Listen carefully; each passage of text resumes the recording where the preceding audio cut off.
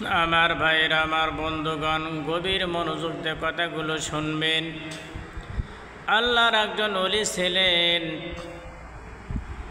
তার নাম হলো সিররে সাকির রহমতুল্লাহ আলাইহি। ভাইজান, আল্লাহর ওলি সিররে সাকির রহমতুল্লাহ আলাইহি একজন আল্লাহর ওলি ছিলেন। আল্লাহর ওলির সঙ্গে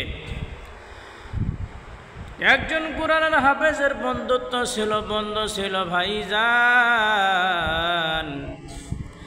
আল্লাহর ওলি সিররে সাকির রহমতুল্লাহ আলাইহির সঙ্গে সবসময় দেখা সাক্ষাৎ হতো, গল্প হতো, ভালোবাসা মহব্বত বন্ধু। হঠাৎ করে হাফেজ সাহেব 30 পারা কোরআন হাফেজ সাহেব মারা গেল।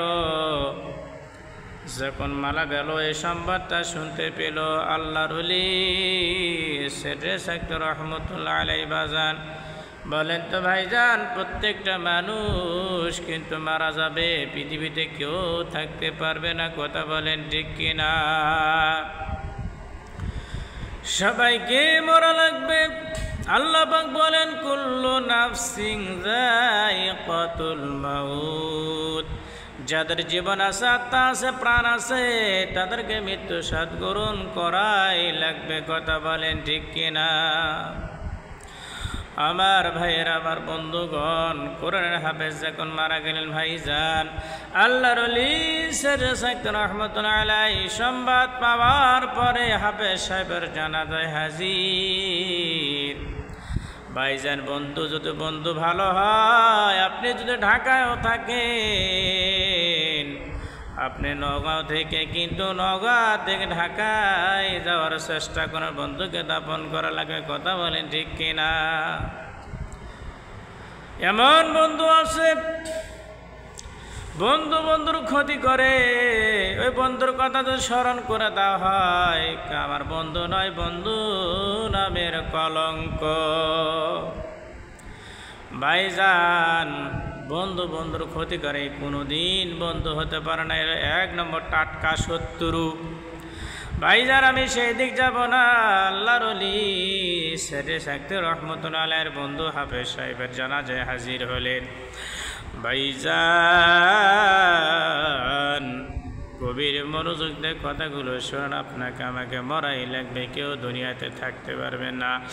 আল্লাহ পাক বলেন, আল্লাযী খালাকাল মাউতা ওয়াল হায়াতা লিয়াবলুয়াকুম আইয়ুকুম আহসানু আমালা। আল্লাহ তাআলা তোমাদের মৌত সৃষ্টি করেছেন, হায়াত সৃষ্টি করে লিয়াবলুয়াকুম আইয়ুকুম আহসানু আমালা।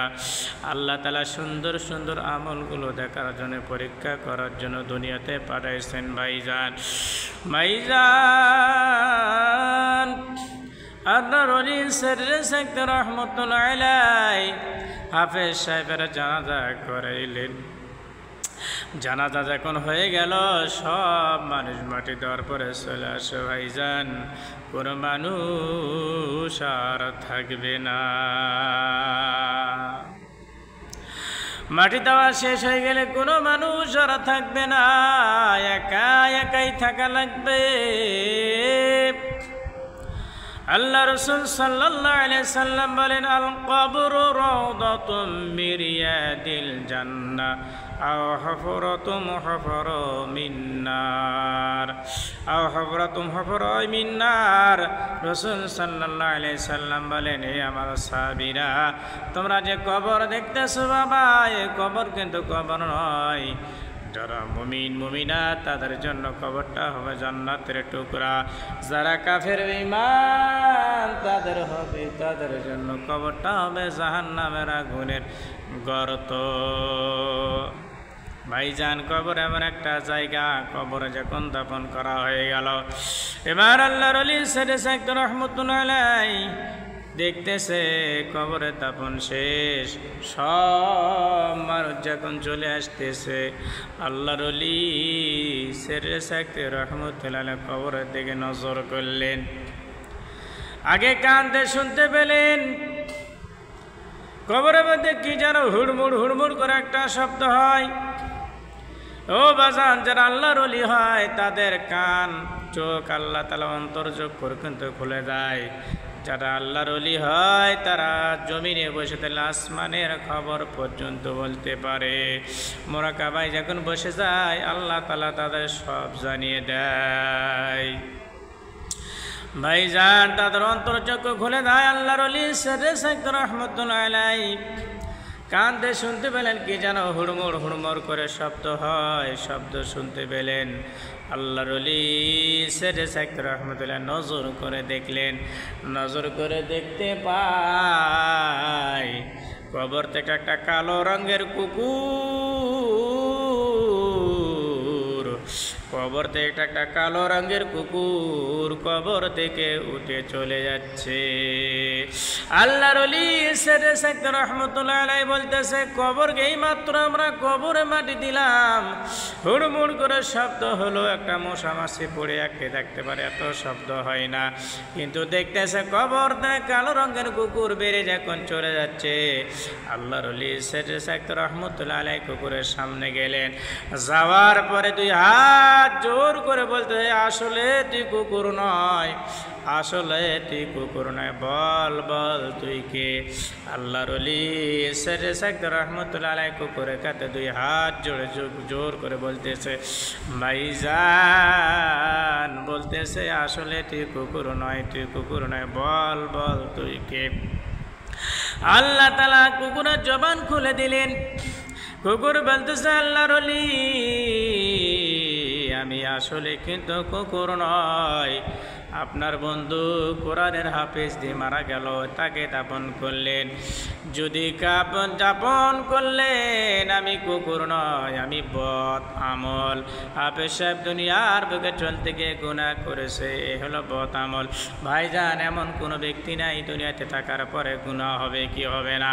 বুকে হাত দেখে বলতে পারেন আমার কোনো গুনাহ নেই। গুনাহ হবে, গুনাহ সগীরা কবিরা, কত কি অন্তরের গুনাহ হয়, চোখের গুনাহ, হাতের গুনাহ, মুখের গুনাহ হয়। ভাইজান, আমি সেদিক যাব না, গুনাহ হয় কি হয় না।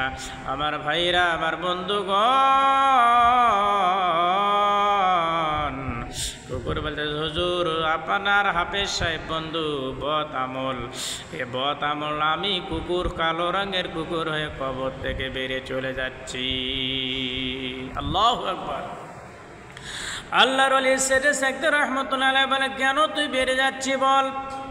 কুকুর বলল, হুজুর আপনার হাফেজ সাহেব বন্ধু 30 পারা কোনার হাফেজ, রাতের বেলা যখন ঘুমে যেত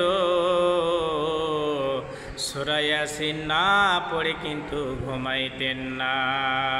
আল্লাহু আকবার। আল্লাহ রাসূল সাল্লাল্লাহু আলাইহি সাল্লাম বলেন, সূরা ইয়াসিন কেউ যদি একবার পড়ে, রাসূল বলেন 10 খতম কোরআন শরীফ খতম করলে যেরকম সব আল্লাহ তাআলা বান্দার আমল নামায় ফজিলতের সব দান করেন। আল্লাহু আকবার। একবার সূরা ইয়াসিন পড়লে 10 খতম কোরআন পড়ার সব পাওয়া যাবে, এটা হলো ফজিলত। কেউ যদি সূরা ইখলাস 3 বার পড়ে, একবার কোরআন শরীফ খতম করলে যে সব, সে সব পাওয়া যাবে, এটা হলো ফজিলত। তাই বলে গোটা কোরআন বাদ দেওয়া যাবে না, গোটা কোরআন পড়া হলো হাকিকত, আর এই সূরা ইখলাস 3 বার পড়া এটা হলো ফজিলত। ভাইজান, কুকুর বলতেছে, হুজুর আপনার হাফেজ সাহেব আমল করতেন, আমল করার কারণে আমল নেকিটা আমাকে, বদ যেটা আমল করছে আমাকে ধাক্কায়া পিটায়া আমি বদ আমল কালো রঙের কুকুর হয়ে কবর থেকে বের হয়ে যাচ্ছি। বলুন আল্লাহু আকবার। ভাইজান, আল্লাহ পাক আপনাকে আমায় কোরআন ও রাসূলের হাদিসের আমল করার তৌফিক দান করুন। এই জন্য যারা গুনাহ করব, গুনাহ আল্লাহর কাছে তওবা করে মাফ চাইব। এই জন্য বেশি বেশি করে আমল করুন ভাইজান। ঈমান আর আমল আল্লাহ তাআলা এটাই গ্রহণযোগ্য। যার ঈমান আছে আল্লাহ তাআলা জান্নাত দিবে, যার ঈমান নাই আল্লাহ তাআলা জাহান্নাম দিবে। এই জন্য ভাইজান, আমরা মুসলিম, 1 নম্বর হলো আমাদের ঈমান।